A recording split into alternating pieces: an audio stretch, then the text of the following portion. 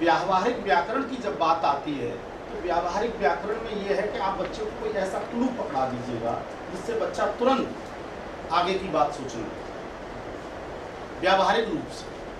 अब मैं यहाँ शब्द जहाँ लिखा वहाँ मैं ऐसे शब्द लिखूंगा और बच्चों को ये मैंने बता दिया, चूँकि व्याकरण में बहुत सारे हमारे अंग उपांग हैं, उनमें से चौथी क्लास के बच्चे को हम उपसर्ग भी बताते हैं, प्रीफिक्स सफिक्स भी बताते हैं। एक छोटा सा वर्ण उसको हम देंगे और ये कहेंगे कि बेटे अ लगा। अ जो मैं शब्द इधर लिखूंगा उनमें आप अ लगा दो, आप बताएंगे फिर वो क्या बन जाएगा, वो बिल्कुल विलोम बन जाएगा। अब मैं यहाँ एक शब्द लिख देता हूँ,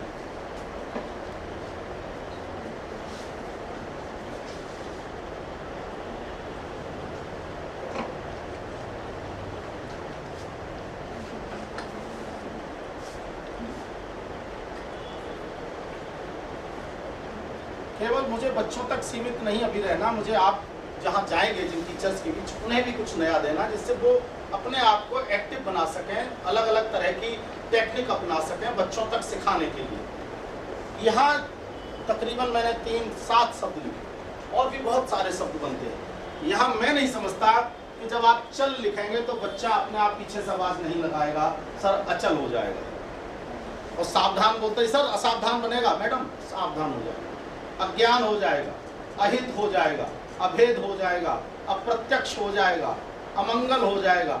रटना नहीं, क्योंकि व्यावहारिक व्याकरण की बात ही ये है कि आप केवल उसको एक क्लू पकड़ाएंगे और बच्चा उसके साथ अपने को लेकर के चल पड़ेगा। बहुत सरल मेथड है, इसमें कुछ नया नहीं है, केवल उस दिशा की ओर सोचना भर है। तो व्यावहारिक व्याकरण, चूँकि हम सदैव बच्चे को खेल के ग्राउंड में नहीं रख सकते, हर समय एक्टिविटी भी नहीं पॉसिबल है कि क्लास में एक्टिविटी ही करा सकते हैं। कई बार क्लास में आप बैठे बैठे भी तो सिखाएंगे, कुछ लिखवाएंगे भी, तो लिखवाने के लिए जब आप करेंगे एक्टिव तो फिर वहाँ छोटा सा प्रयोग करेंगे। और ऐसे बहुत सारे शब्द बनते हैं जिनमें अ लगाते ही विलोम तैयार हो जाता है, शब्द का रूप बदल जाता है। ये तो बात हुई हमारी व्यावहारिक व्याकरण में। बिल्कुल ऐसे और भी क्षेत्र हैं। मैं यहाँ कल उस चर्चा पर नहीं आया था क्योंकि आज के सेशन के लिए मैंने रुका हुआ था उसमें, तो आगे भी चलूँगा पठन और पाठन की तरफ भी। बहुत सारी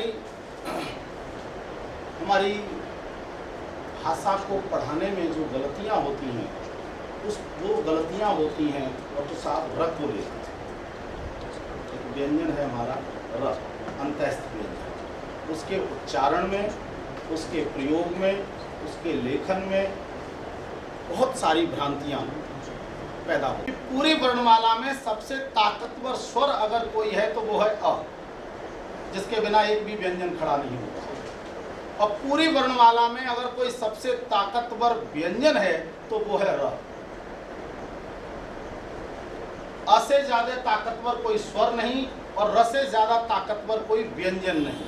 अब आप ऐसे ही मत मान लीजिए मेरी बात को, लिखिए भी मत, प्रैक्टिकल करिए। आप मेरे साथ 4 वर्ण व्यंजन बोलेंगे। क, बोल लो भाई, क, च, त, ल, म, र। आप जब र बोलेंगे तो ये 3 बार में बाहर आएगा, बाकी सारे व्यंजन एक झटके में बाहर आएंगे। दोबारा ट्राई करिए। ग, म, प, ह, र।